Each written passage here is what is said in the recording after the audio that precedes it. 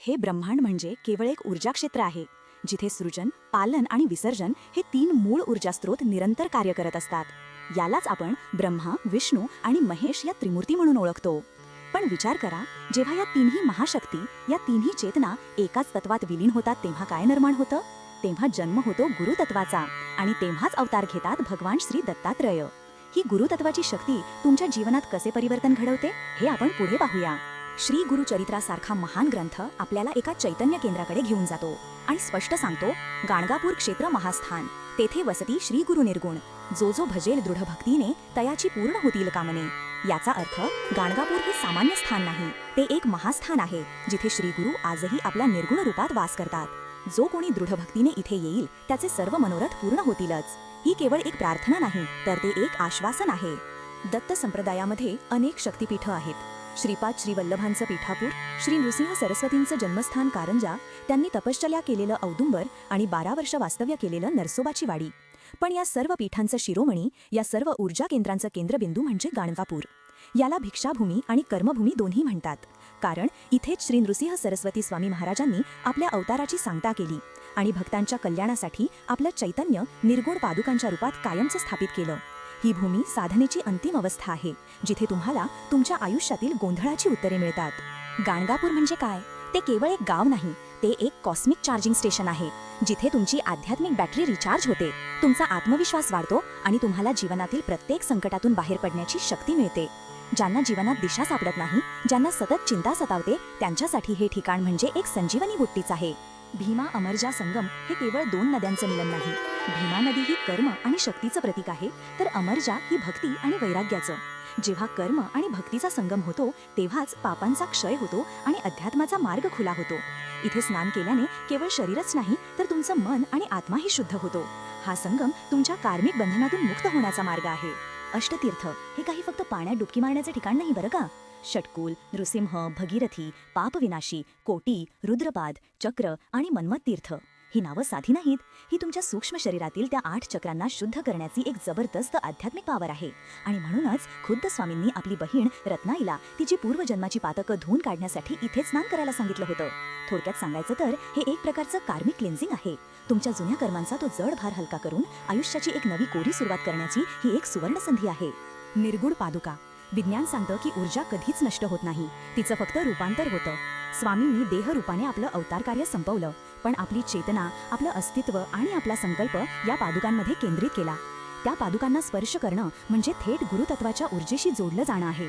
या पादुका म्हणजे साक्षात गुरु महाराजांचं अस्तित्व आहे, ज्या तुम्हाला मार्गदर्शन करतात आणि तुमच्या प्रत्येक संकटात आधार देतात.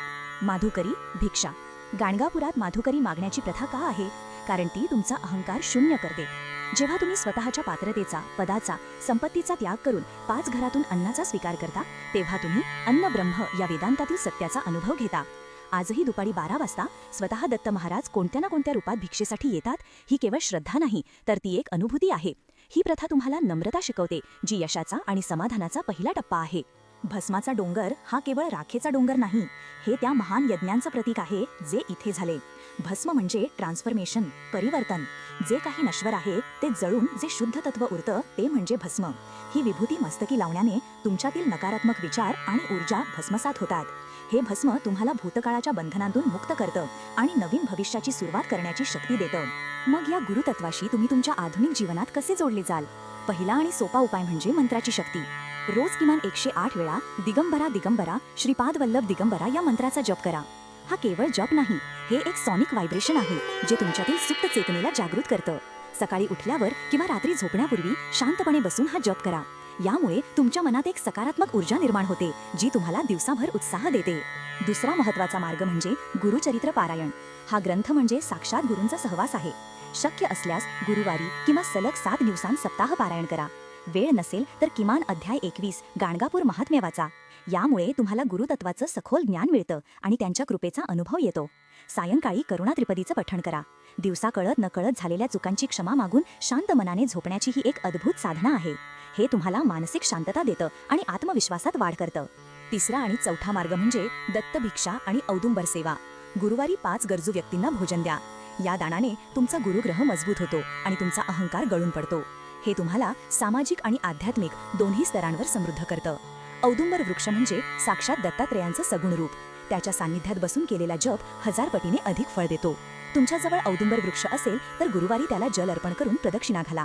यामुळे तुम्हाला गुरुतत्वाशी थेट जोडणी मिळते आणि तुमचे आर्थिक अडथळे दूर होतात. गाणगापूरची सेवा केल्याने काय मिळतं? लौकिक स्तरावर जीवनातील अडथळे, पितृदोष, आर्थिक समस्या आणि विशेषतः मानसिक अशांती दूर होते. ज्यांच्या घरात नकारात्मक शक्तींचा किंवा वाईट बाधांचा त्रास आहे त्यांच्यासाठी तर हे क्षेत्र म्हणजे एक अभेद्य कवच आहे. पण खरा फायदा आध्यात्मिक आहे. तुम्हाला तुमच्या जीवनाचा खरा उद्देश सापडतो. गुरुतत्व तुम्हाला आतून मार्गदर्शन करू लागतं. तुमच्या मनातील गोंधळ नाहीसा होऊन एक प्रकारची स्पष्टता आणि स्थिरता येते. हे तुम्हाला अभूतपूर्व शांती प्रदान करतं. या क्षेत्राची शक्ती एका अद्भुत कथेतून समजते. नरहरी नावाचा एक ब्राह्मण जो एका असाध्य त्वचारोगाने ग्रस्त होता तो स्वामींना शरण आला.